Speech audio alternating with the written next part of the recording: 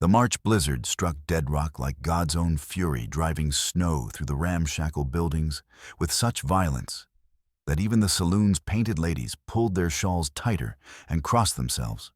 Through the howling wind came the distant clatter of machinery from the Consolidated Mining Company's operation, where men worked around the clock extracting silver from the frozen earth, while their families huddled in company housing that leaked wind and hope in equal measure. J.C. Crow Feather pressed his back against the weathered headstone of Sarah Mackenzie, aged 23, beloved wife and mother, and tightened his grip on the Winchester that had kept him alive through 3 wars and a dozen range disputes. The rifle's walnut stock was worn smooth by years of hard use, its blue steel barrel pitted by the elements, but still true as a preacher's aim. At 28, J.C. carried more scars than most men twice his age: knife wounds from cavalry sabers, bullet tracks from range wars, and the deeper marks left by watching his wife, Morning Star, and daughter Little Fox waste away from the tainted water that should have been their salvation. The explosion that had shattered the night 3 hours earlier still echoed in his memory, orange flames climbing toward the stars like desperate spirits seeking the sky road his grandmother had spoken of in the old stories. But this fire had consumed more than timber and canvas. It had devoured any chance of his family resting in peace. His fingers found the medicine pouch at his throat, feeling the small, smooth stone Little Fox had given him the day before. The poisoned well claimed her life. She had been 6 years old, with her mother's gentle eyes and a laugh that could charm birds from the trees. The stone was red jasper, she had told him solemnly, and it would keep him safe on his journeys. Now it was all he had left of either of them. The cemetery offered poor shelter from the storm, but it provided something more valuable than warmth: a clear view of the modest frame house, where Eleonora Brandt worked 16-hour days, taking in washing and mending for the miners' wives. She was a German woman, perhaps 30 years old, with auburn hair that caught firelight, and the kind of steady green eyes that suggested depths most men would never see.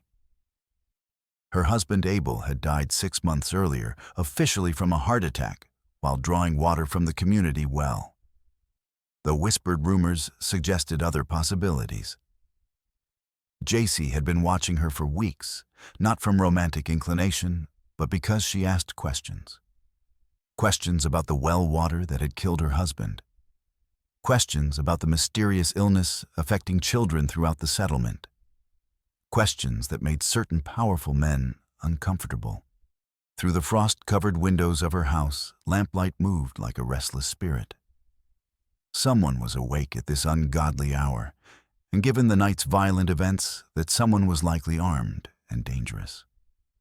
As J.C. watched a shadow pass in front of the light, too tall and broad to be Eleonora, moving with the predatory stride of a man accustomed to violence.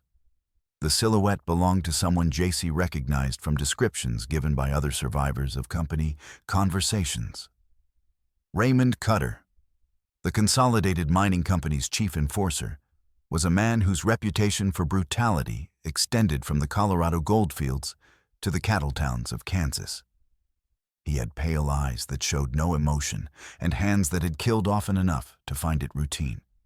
Through the house's thin walls, J.C. could hear voices raised in argument, though the wind scattered most of the words. He caught fragments: documents Abel stole, and can't let the truth. And finally, clear as a gunshot, Eleonora's voice: I won't be silenced like my Abel was. The sound of furniture crashing followed, accompanied by Eleonora's sharp cry of alarm. J.C. was moving before conscious thought intervened, his moccasined feet silent on the snow-covered ground as he approached the house's rear entrance. The Winchester was loaded with 7 rounds of .44-40 ammunition, enough to handle most problems if stealth failed to serve. The back door hung slightly ajar, whether from poor construction or hasty entry J.C. couldn't determine. Through the gap, he could see into the main room where Eleonora stood pressed against the far wall, her brown wool dress torn at the shoulder and her green eyes blazing with defiance that reminded him of a cornered mountain cat.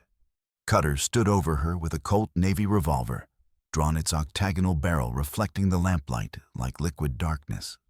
The gun was an older model but deadly effective at close range, and Cutter held it with the casual competence of someone who had used firearms to solve problems many times before. Your husband got curious about things that weren't his concern.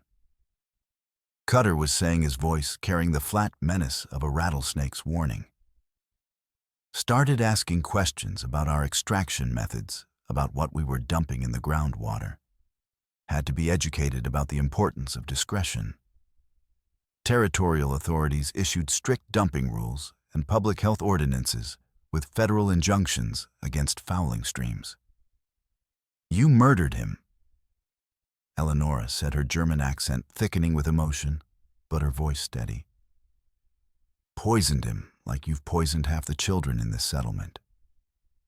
I followed company policy. Cutter replied with a shrug that suggested the distinction mattered to him. Same policy I'm implementing now. Consolidated mining can't have widows spreading lies about our operations, especially when those lies might interfere with our government contracts. JC eased the door open wider, calculating angles and distances with a tactical mind that had kept him alive through the Indian Wars. Cutter was a professional killer, but he was focused entirely on Eleonora. His attention fixed on intimidation rather than security. The mistake would cost him dearly.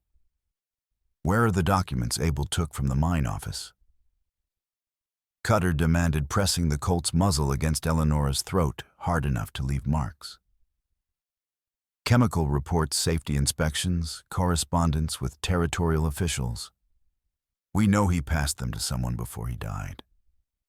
Eleonora's eyes widened, not with fear, JC realized, but with the sudden understanding of why her husband had really been killed. I know nothing about any documents, she said, but her voice carried a note that suggested she was beginning to piece together fragments of memory. Wrong answer, Cutter said, thumbing back the revolver's hammer.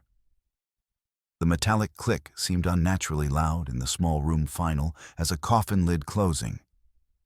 JC struck without warning, the Winchester's steel butt plate catching Cutter behind the right ear with enough force to drop a charging buffalo. The enforcer collapsed in a heap of expensive clothing and violent intentions, his Colt spinning across the room to lodge beneath an overturned chair. Eleonora stared at JC with a mixture of relief and wariness, her hand moving instinctively to her throat, where Cutter's gun had pressed against her skin. Who are you? Someone who's lost as much as you have. JC replied, kneeling to check Cutter's pulse while keeping his rifle ready. The man was breathing, but would remain unconscious for some time. My name is JC Crowfeather. The poisoned water killed my daughter. Something shifted in Eleonora's expression, suspicion giving way to recognition of shared grief. You've been watching me, she said. It wasn't a question. You ask dangerous questions, JC acknowledged. That makes you either very brave or very foolish.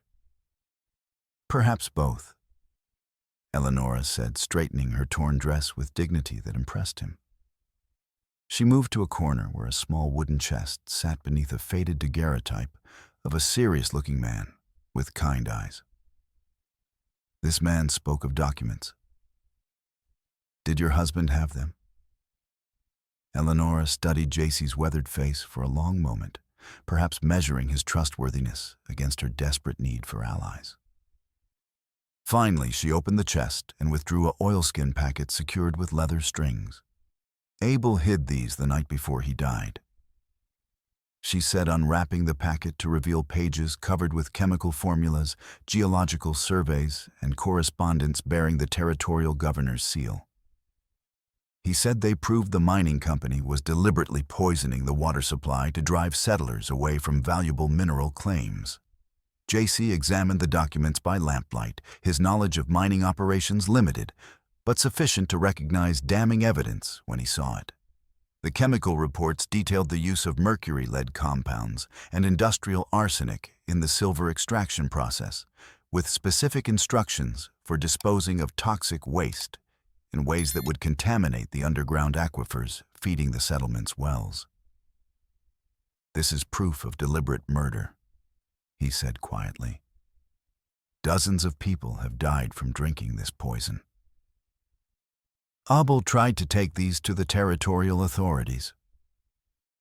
Eleonora said, her voice heavy with old grief and new understanding. He never made it past the settlement limits. They said his heart failed while he was drawing water, but I found white residue around his mouth when I prepared his body for burial. JC looked up from the documents to meet her eyes. "The same well where my daughter died 3 weeks later." They stood in silence for a moment, united by loss and the terrible knowledge of what the papers represented. Outside, the storm continued to rage with undiminished fury. But inside the small room, two people who had lost everything began to forge an alliance that would either bring justice to the Dakota Territory or get them both killed in the attempt. "We need to get these documents to federal authorities," JC said finally. "But first, we need to leave Dead Rock before Cutter's friends come looking for him." Eleonora was already moving to gather essential supplies, her late husband's heavy coat ammunition for the old Remington shotgun she kept above the fireplace, what little money she had saved from her washing work. "There's something else," she said, without looking at him. "Dr. Ames has been asking questions, too. Quiet questions about the pattern of deaths, about symptoms that don't match the official causes. He might know more than he's been willing to say publicly." JC secured Cutter with strips torn from a bedsheet, then helped Eleonora gather what they could carry easily. Dr. Marcus Ames could provide crucial medical testimony about the poisoning deaths, but approaching him would be extremely dangerous. The mining company would be watching anyone connected to their operations. "We'll have to risk it," he decided. Medical evidence might convince authorities who dismiss these documents as forgeries. As they prepared to leave the house that had been Eleonora's home since her husband's death, she paused to look back at the daguerreotype of Abel Brandt. Her fingers traced the glass that protected his serious face. "He was a good man," she said softly. "He deserved better than what they gave him." "Good men usually do," JC replied, shouldering his rifle and checking that the precious documents were secure inside his heavy buffalo coat.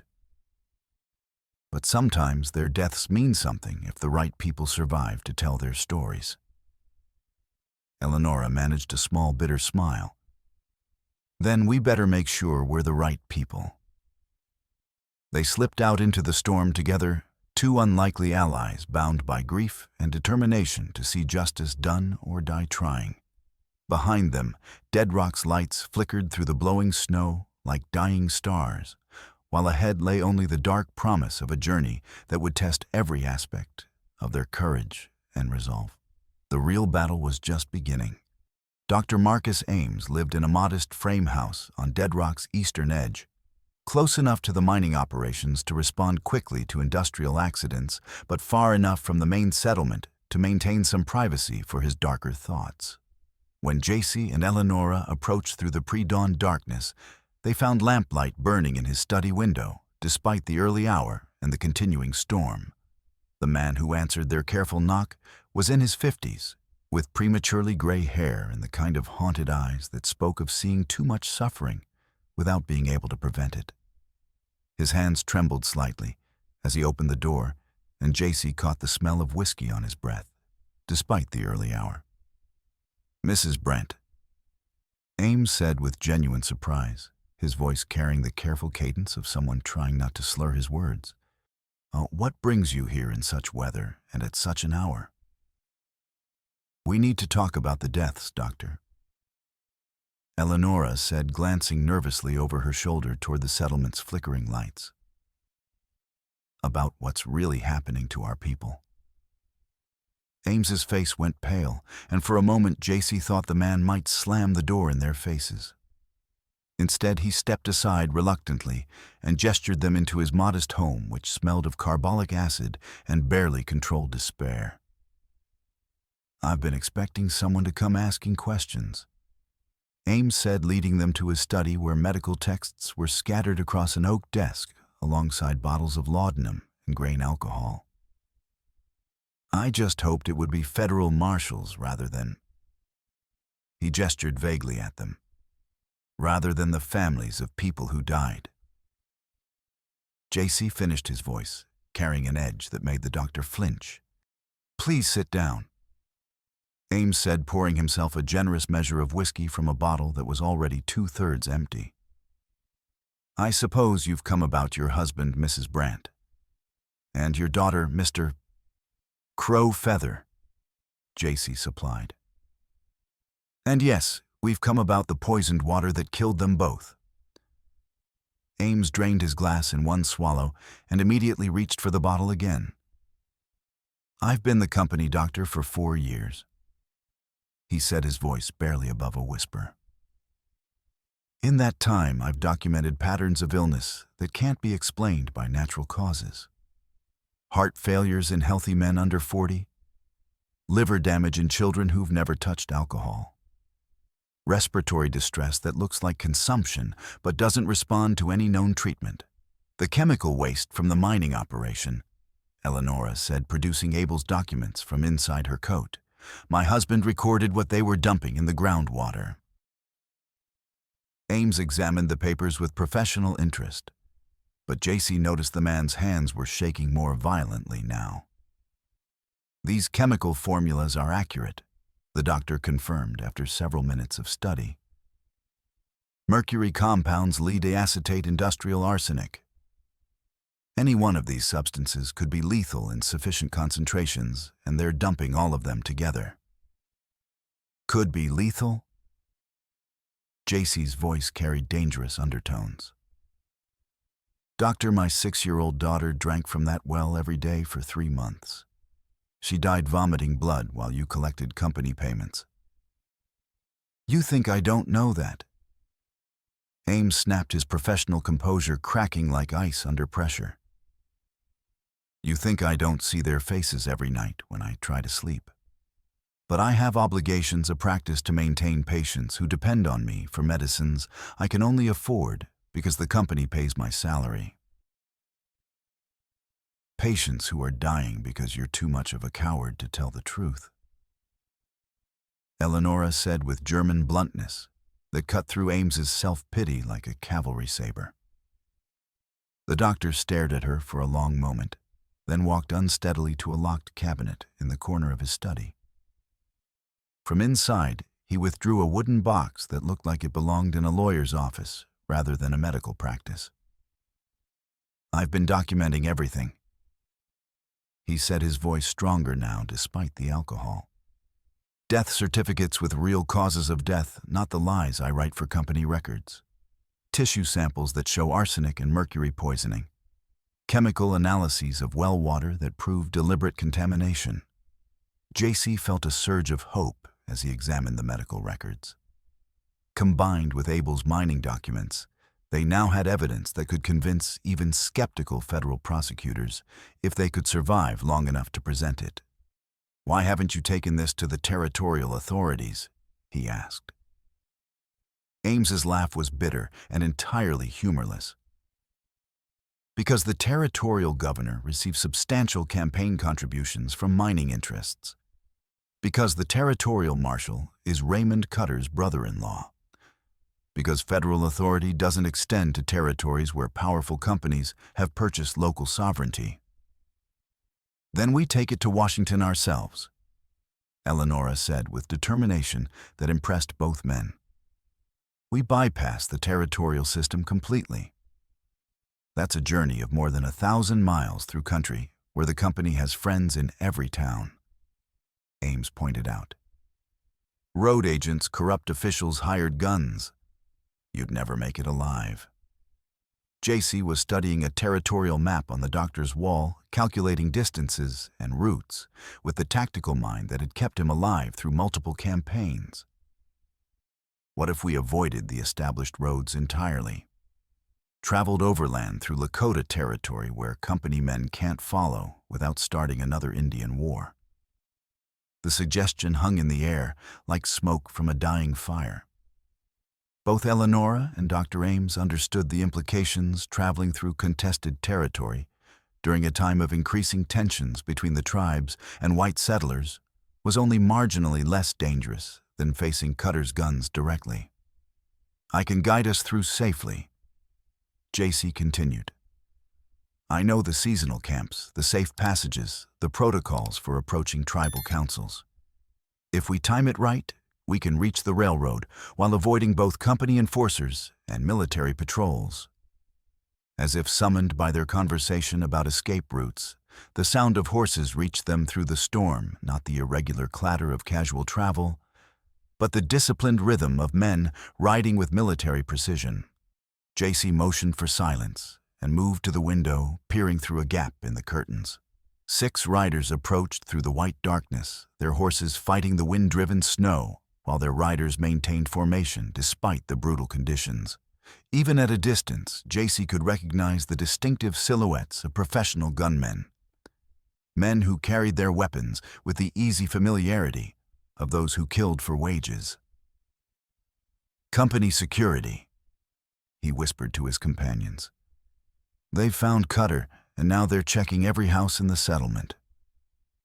Dr. Ames went even paler than before, his hands shaking so badly he could barely set down his whiskey glass. "What do we do?" "We run," JC said simply. "Out the back into the storm and hope we can reach cover before they surround the house." The next few minutes passed with the terrible urgency of life-or-death decisions made in seconds. Eleonora gathered her few possessions, while Dr. Ames stuffed his medical evidence into a leather satchel that he clutched against his chest like a sacred object. JC checked his rifle and the Colt Navy he had taken from Cutter, ensuring both weapons were loaded and ready.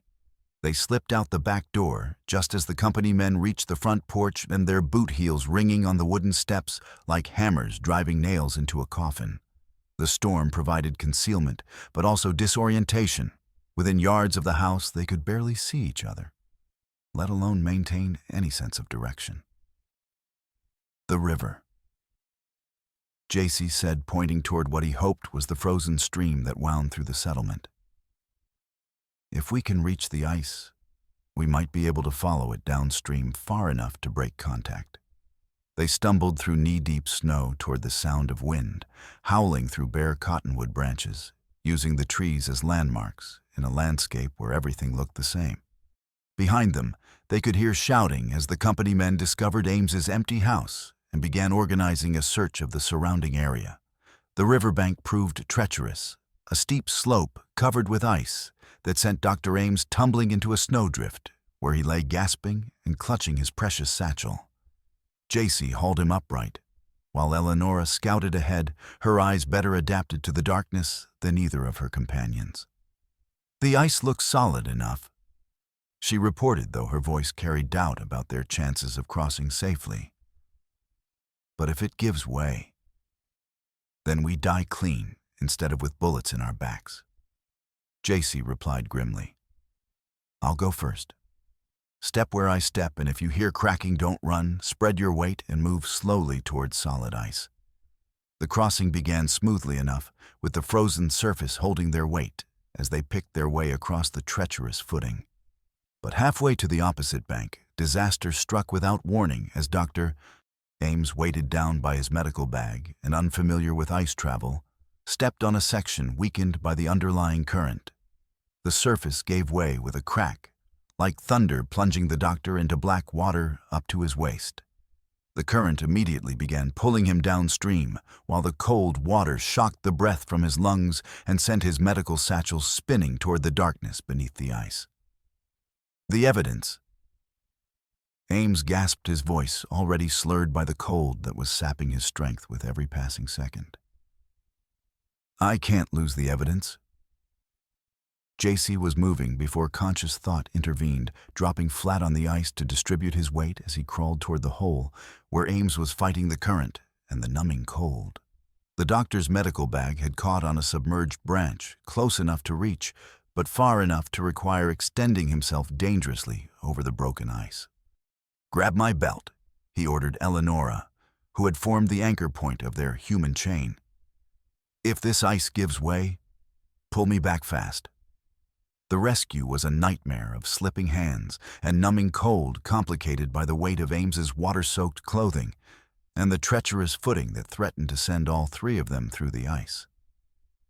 But eventually they managed to drag both the doctor and his precious evidence to the relative safety of the opposite bank, where Ames lay shaking with bone-deep cold while his clothing began freezing solid in the bitter air. "We need shelter," Eleonora said, scanning the landscape for any structure that might provide protection from the wind that was driving the temperature toward lethal levels. "He'll die of exposure if we don't get him warm and dry." JC spotted the dark outline of what looked like an abandoned line shack, about a quarter-mile upstream, probably built by railroad surveyors and then forgotten when the route was changed. It wasn't much, but it would have to serve until the storm passed or their pursuers gave up the search. Getting there proved almost as dangerous as the river crossing. Ames could barely walk, his wet clothing crackling with ice, and every step left clear tracks in the snow that their pursuers could follow. But the alternative was watching the doctor die of hypothermia, which would eliminate their most important witness and leave them without crucial medical evidence. The line shack proved to be little more than 4 walls and a roof with gaps between the logs wide enough to admit wind and snow. But it also contained the invaluable gift of a small iron stove and a stack of seasoned firewood left by previous occupants who understood the difference between survival and death in frontier winter. While JC built a fire, Eleonora helped Ames out of his frozen clothing and wrapped him in the buffalo robe from JC's bedroll. The doctor's lips were blue with cold, and his pulse was so weak it was barely detectable. But his first concern was for the medical evidence they had risked their lives to preserve. "Is it damaged?" he asked through chattering teeth, his eyes fixed on the leather satchel that had nearly cost him his life. JC examined the contents, carefully spreading the water-stained documents near the fire to dry. Most of the medical records were still readable, though some of the ink had run and several pages were badly damaged. More importantly, the tissue samples in their sealed containers had survived the dunking intact. "We saved most of it," he reported. "Enough to make our case if we can reach the right authorities." As the hours passed and Dr. Ames slowly recovered from his brush with hypothermia, Eleonora took the opportunity to examine the medical evidence more carefully. What she found in the doctor's meticulous records painted a picture of systematic murder that exceeded even her worst fears. According to these death certificates, 43 people have died from mysterious illnesses in the past 8 months. She said, her voice heavy with the weight of accumulated tragedy. And they're all clustered around the areas where the mining company has been most active. "It's not just murder," Dr. Ames said, his voice stronger now, but still weak. "It's a deliberate campaign to depopulate the region, so the company can expand their operations without interference from settlers or tribal claims." JC was studying the doctor's map of known poisoning cases, noting the pattern of deaths that radiated outward from the main mining operation like ripples from a stone dropped in still water. They're not just killing individuals, he realized. They're poisoning entire communities to drive people away from valuable mineral deposits. The full scope of the conspiracy was becoming clear, not just environmental poisoning, but a systematic campaign of terror designed to clear the territory for unrestricted mining operations. The Consolidated Mining Company wasn't just extracting silver from the ground. They were extracting human lives from the land to maximize their profits. Outside, the storm was beginning to weaken, but with the improving weather came increased danger from their pursuers. Through the gaps in the shack's walls, They could hear the distant sound of horses and voices, suggesting that the search was continuing despite the brutal conditions.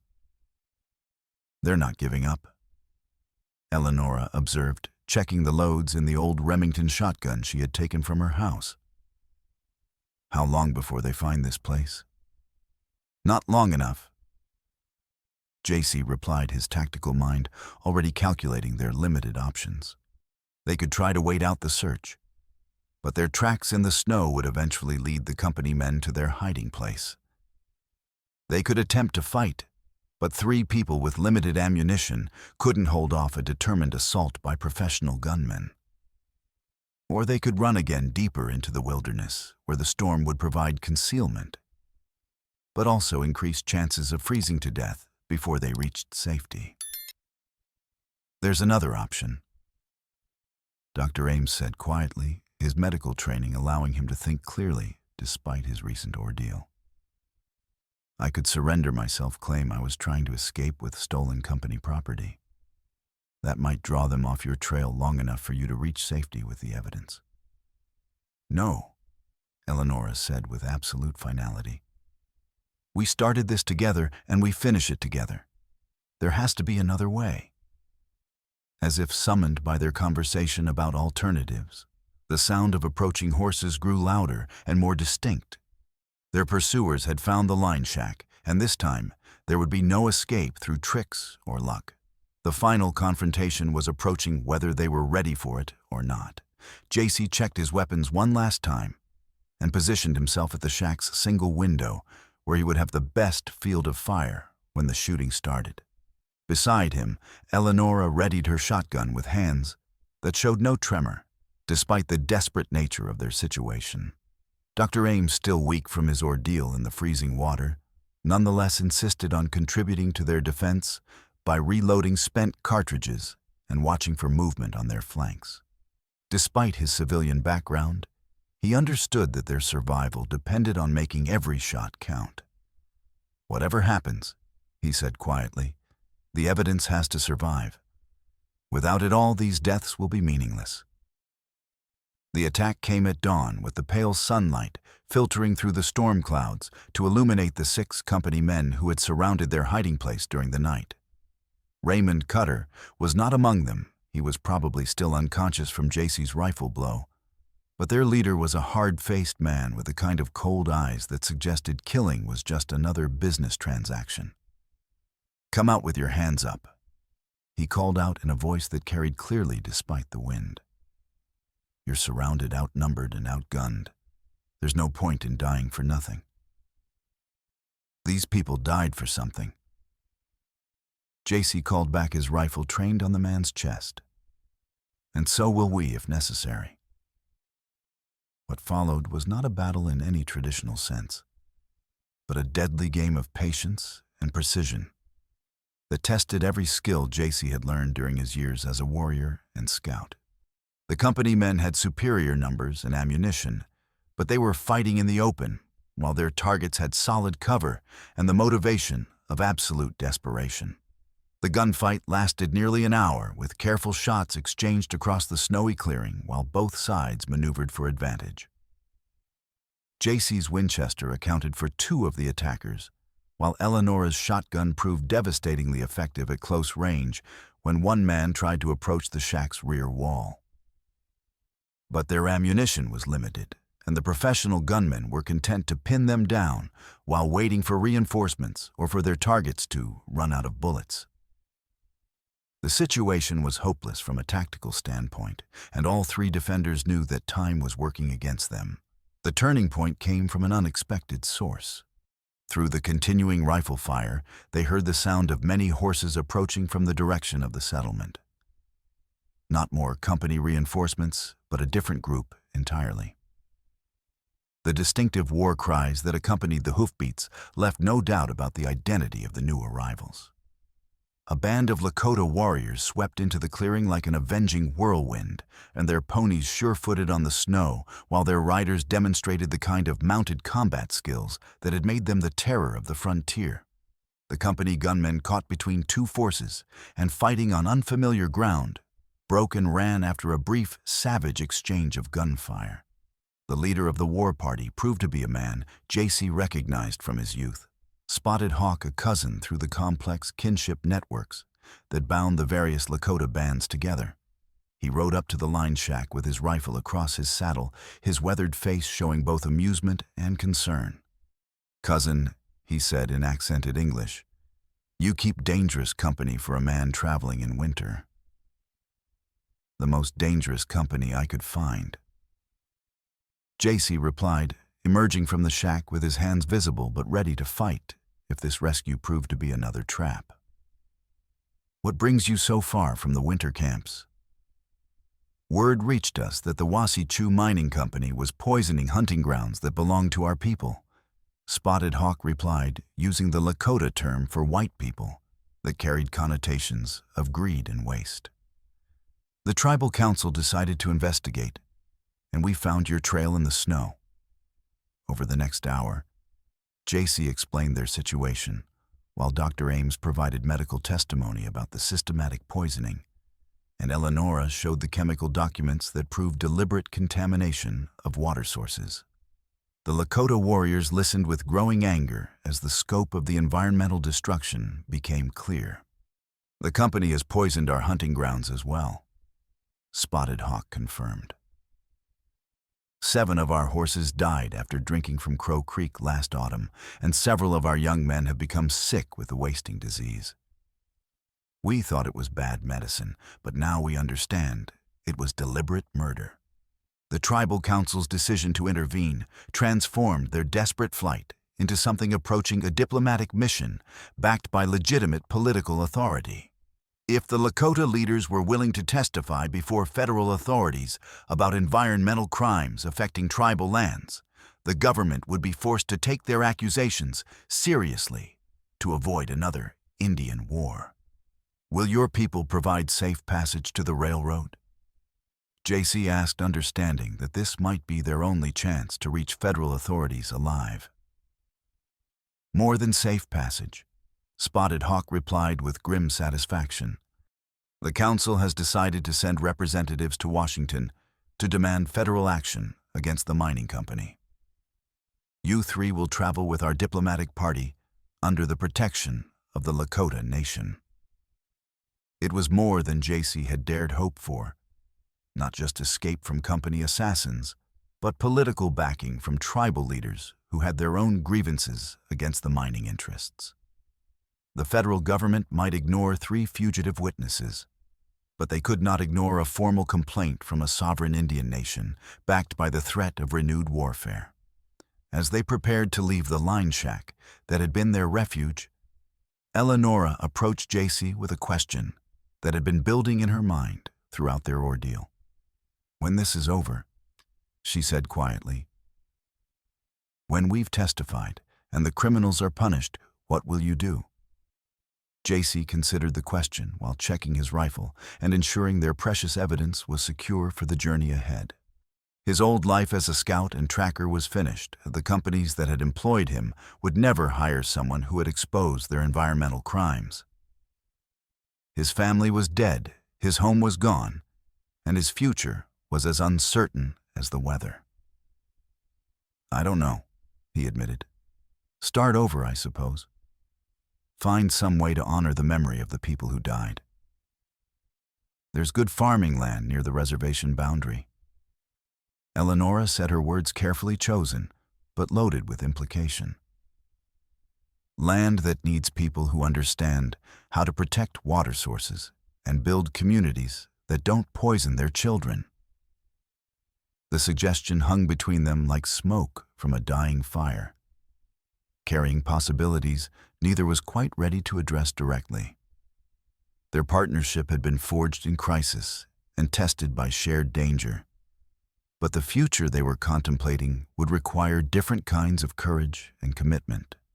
"That sounds like work for more than one person," JC said finally, his eyes meeting hers with an expression that suggested he understood exactly what she was proposing. "I was hoping you'd see it that way." Eleonora replied, her slight smile, indicating that she had been waiting for him to reach that conclusion. Dr. Ames, listening to this exchange, with the knowing attention of someone who had observed many kinds of human connection during his years of medical practice, cleared his throat diplomatically. Speaking as someone who has dedicated his life to healing, he said, "I believe building something new is often more important than preserving something old." As they rode out of the clearing under Lakota protection, heading toward a railroad that would carry them to federal authorities and the promise of justice, JC found himself contemplating a future that seemed both uncertain and full of possibility. Behind them lay the wreckage of their old lives. Ahead lay the chance to build something better from the ashes of tragedy. The real test of their commitment to each other and their cause was yet to come. 3 weeks after their escape from the line shack, federal marshals arrived in Dead Rock with orders to investigate the Consolidated Mining Company's operations and arrest anyone connected to systematic environmental poisoning. But their official presence only served to escalate the crisis, as company executives realized that their criminal enterprise was on the verge of complete exposure. Raymond Cutter recovered from his encounter with JC's rifle, but scarred by the humiliation of being outfought by a half-breed and a German widow, had spent the intervening time preparing for a final confrontation that would eliminate all witnesses to the company's crimes. The evidence that JC, Eleonora, and Dr. Ames had gathered was damning enough to destroy careers and result in lengthy prison sentences, but only if the witnesses survived to testify. The plan Cutter developed was both simple and ruthless. Eliminate everyone who could provide testimony against the company, then destroy any physical evidence that might remain. If a few innocent bystanders died in the process, that was simply the cost of protecting corporate interests from government interference.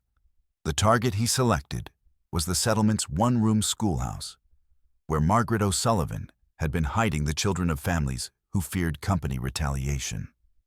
The schoolmarm was Marshall Pike's sister, which made her theoretically untouchable. But Pike's authority only extended as far as his willingness to enforce it with violence. Against a dozen professional gunmen armed with military weapons, one aging lawman with a guilty conscience would prove inadequate protection. The attack began at sunset, on a night when the March blizzard had returned with renewed fury, driving snow through the settlement's ramshackle buildings and reducing visibility to mere yards. Eleonora was at the schoolhouse, helping Margaret prepare dinner for the 8 children they were sheltering, while JC stood watch from the abandoned church next door, his Winchester trained on the approaches to their improvised sanctuary. Dr. Ames was in the church's basement with Marshall Pike examining the medical evidence by lamplight, while the lawman struggled with the moral implications of choosing between his badge and his conscience. The doctor's testimony about systematic poisoning was irrefutable, but acting on it would mean declaring war against the most powerful corporation in the territory. 47 confirmed deaths from deliberate poisoning. Ames was saying, his voice steady despite the whiskey he had consumed to calm his nerves. Men, women, and children murdered for corporate profits. How many more will die if we do nothing? Pike studied the death certificates with hands that shook from something more than alcohol withdrawal. At 55, he had spent 30 years enforcing other people's laws without questioning their justice. But the evidence before him painted a picture of crimes that exceeded even his cynical expectations. "If I move against the company officially, they'll have me removed from office within a week," he said finally. The territorial governor owes his position to mining interests, and federal authority doesn't extend to local law enforcement matters. "Then don't move against them officially," Ames replied. "Just don't interfere when justice takes its own course." The sound of horses approaching through the storm interrupted their conversation, but these were not the casual sounds of late travelers seeking shelter. The rhythmic clatter of hoofbeats and the jingle of military equipment suggested professional soldiers moving with tactical precision through the blowing snow. JC's position in the church tower gave him the first clear view of what was approaching the schoolhouse. Through his field glasses, He counted 12 riders arranged in a classic assault formation with cutter, and 3 other men carrying torches that flickered like malevolent spirits in the darkness. "They're not here to take prisoners," he called down to the basement. "Those torches mean they plan to burn the building with everyone inside." The tactical situation was hopeless from a conventional standpoint. 12 professional gunmen against 3 civilians and 1 conflicted lawman with 8 children caught in the crossfire and no possibility of escape through the storm-swept landscape. But JC had not survived 3 wars by accepting conventional wisdom about hopeless situations. "Can you hold them off long enough for us to get the children out?" Pike asked, his voice carrying the resignation of a man who had finally found a cause worth dying for. "Not by fighting them directly," JC replied, his tactical mind already calculating alternative approaches to an impossible problem. "But I might be able to create enough confusion to give you time to evacuate." The plan that emerged was born of desperation and the kind of tactical innovation that separated living warriors from dead heroes. Instead of defending a fixed position against superior numbers, JC would use the storm and his knowledge of Indian fighting techniques to conduct a guerrilla campaign that would divide the enemy's attention and create opportunities for the others to escape. "Give me 10 minutes to get into position," he told his companions. "When you hear the shooting start, get those children to the root cellar behind the church. It's not much protection, but it's better than being trapped in a burning building." He slipped out of the church into the howling wind, using the storm as concealment, while he worked his way around the schoolhouse to positions where he could engage the company men from unexpected angles. The Winchester held 7 rounds, and he had perhaps 30 additional cartridges in his ammunition belt, enough for a sustained fight if he made every shot count.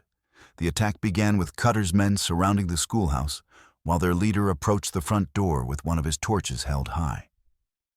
Through the frost-covered windows, the glow of lamplight revealed the silhouettes of women and children huddled together in the building's main room. "Mrs. Brandt?" Cutter called out, his voice carrying clearly despite the wind. "I know you're in there with those stolen documents. Come out now, and maybe the children don't have to burn with you." Eleonora's response was to extinguish the schoolhouse lamps, plunging the interior into darkness, while she and Margaret began moving the children toward the rear exit.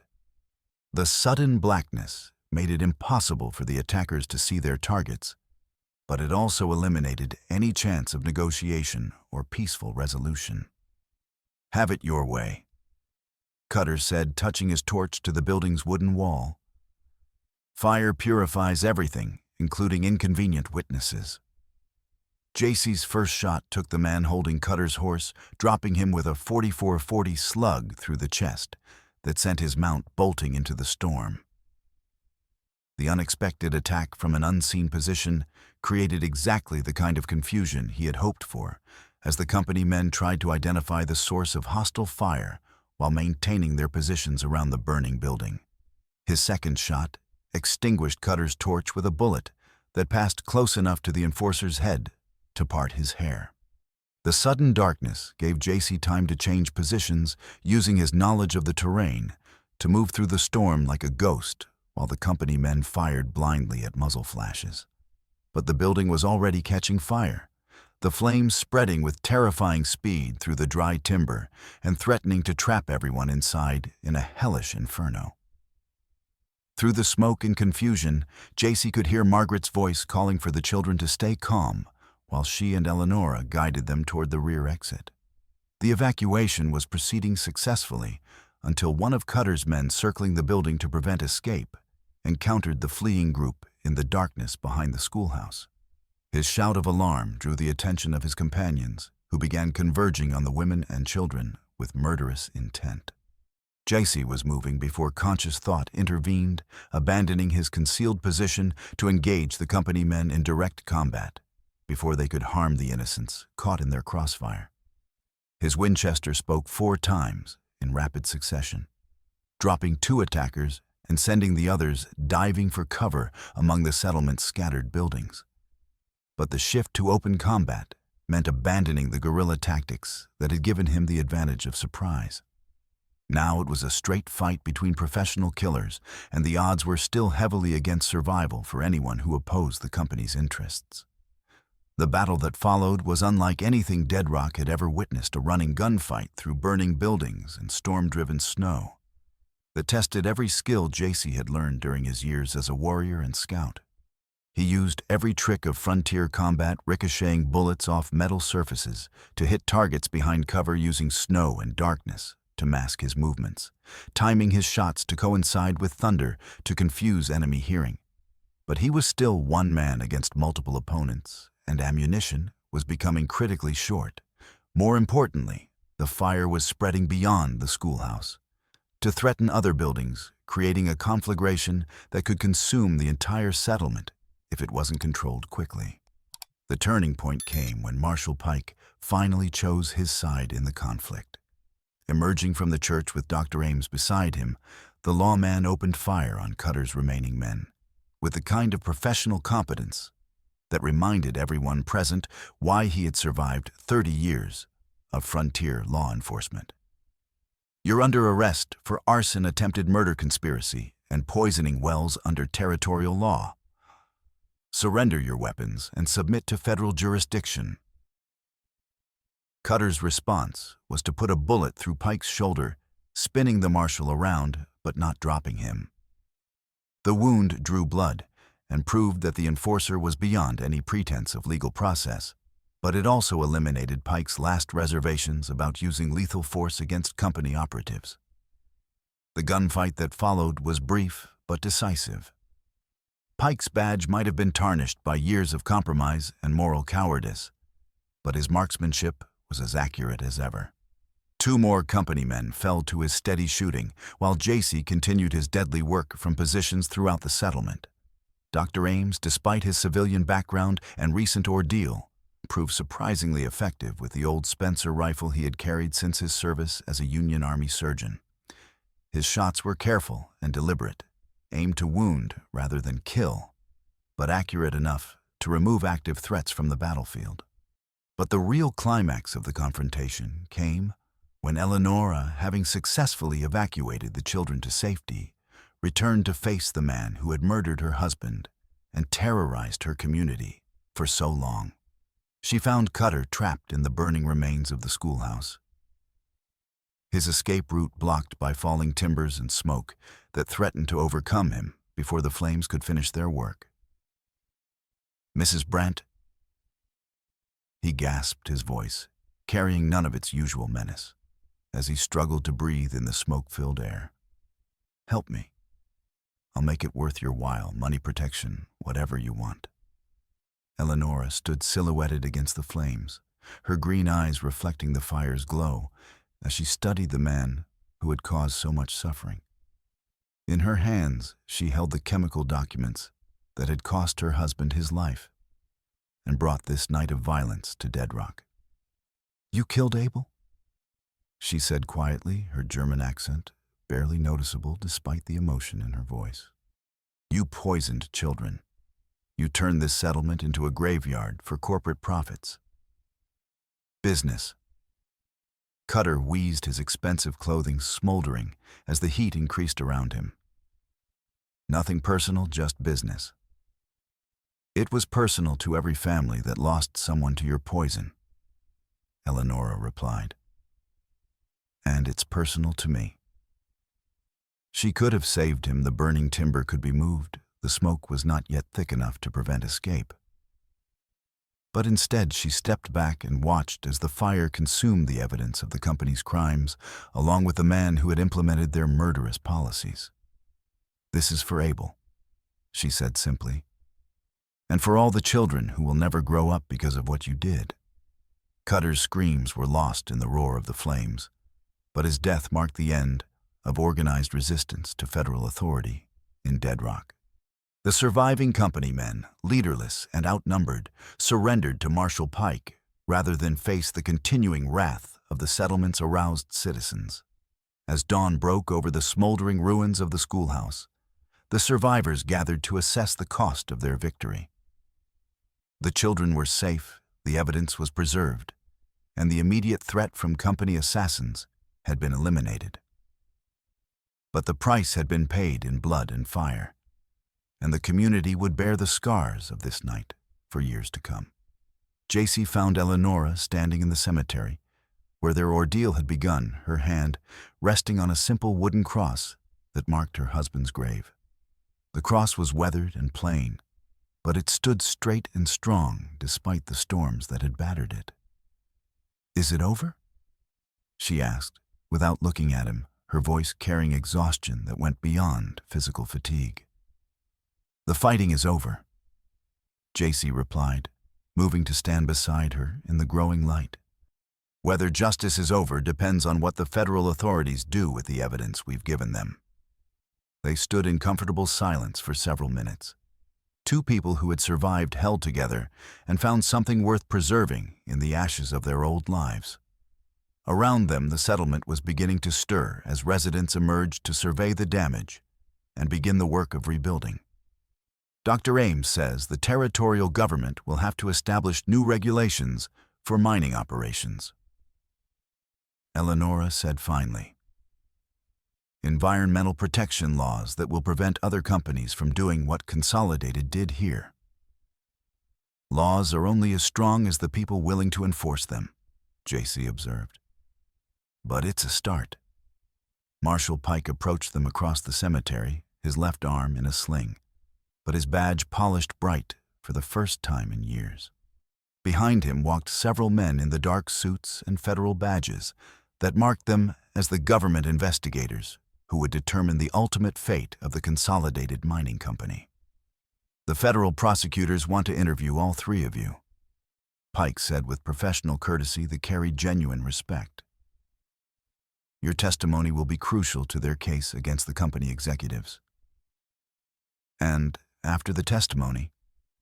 Eleonora asked. "After that, you're free to go wherever you choose," Pike replied. "Though I hope you'll consider staying. This community is going to need people who understand the difference between development and destruction." As they walked toward the federal investigators who would record their testimony and begin the process of legal justice, JC found his hand touching Eleonora's in a gesture that seemed as natural as breathing. Neither spoke of the future they might build together, but both understood that their partnership had evolved beyond simple cooperation against common enemies. 6 months later, the first harvest from their farm produced crops that grew in soil watered by clean streams and tended by people who understood that some things were more valuable than mineral wealth. The Consolidated Mining Company had been placed in receivership by a federal court, its executives imprisoned for federal indictments for murder, conspiracy, fraud, and obstruction of justice. Dr. Marcus Ames had established a medical practice that served both the settlement and the nearby Lakota reservation, his experience with environmental poisoning making him uniquely qualified to treat the health problems that would linger for years after the company's departure. His testimony before congressional committees had helped establish federal injunctions against fouling streams and territorial public health ordinances that would prevent similar tragedies throughout the Western Territories. Marshal Pike had retained his badge, but transformed his approach to law enforcement, working with federal authorities to ensure that corporate power could never again override basic human rights in his jurisdiction. The guilt that had driven him to drink for years had been replaced by a sense of purpose that made him a formidable advocate for justice. On quiet evenings when the work was done and the children were asleep in beds warmed by clean burning stoves, JC and Eleonora would sit on their porch and watch the sun set over land they had helped protect from corporate destruction. Neither spoke of the violence and fear that had brought them together, but both understood that their love had been forged in circumstances that tested every aspect of human character. Do you ever wonder what would have happened if we hadn't found those documents? Eleonora asked during one such evening, her hand resting comfortably in his as they watched their neighbors' children play in water they knew was safe to drink. "I try not to think about it," JC replied honestly. The past is fixed, but the future is still being written. In the distance, a church bell rang the evening hour, calling families to gather for dinner and rest. The sound carried across fields watered by clean streams and worked by people who understood that some battles were worth fighting regardless of the personal cost. The settlement of Dead Rock had been transformed from a company town, where corporate profits mattered more than human lives, into a community where environmental protection and social justice were fundamental principles rather than distant ideals. It was not a perfect place, no human community ever was, but it was a place where children could grow up without fear of poisoned water, and where families could build futures based on sustainable prosperity rather than short-term exploitation. As the stars emerged in the clear Dakota sky, unmarred by the smoke and pollution that had once characterized the region, JC and Eleonora began planning the next day's work with the quiet satisfaction of people who had found their place in the world. Tomorrow would bring new challenges and opportunities, but they would face them together as partners in every sense of the word. The battle for Dead Rock was over, and the work of building a better future continued under the endless sky of the American West.